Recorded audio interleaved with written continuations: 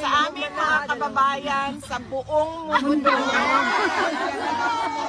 Sa buong mundo. Mga kababayan sa buong mundo, maraming salamat sa inyong pagpapakita ng pagmamahal kay dating Pangulong Rodrigo Duterte. Maraming salamat sa inyong pagdarasal na siya ay maiuwi sa Davao City, Philippines at the soonest possible time.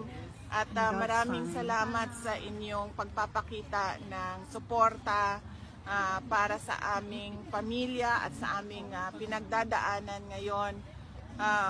Patuloy nating mahalin ang ating bayan, patuloy nating ipaglaban ang tamang governance sa ating bayan. At kayo ay mag-ingat kung saan man kayo na parte sa mundo at lagi kayong magdasal. May God bless you all. Thank you. Salamat kaayo. Para kay Sir Mans. Ingat ka ma'am, ingat. Ingat palagi. Okay, ma'am. So, DP.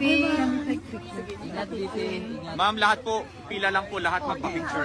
Ayos lang tayo.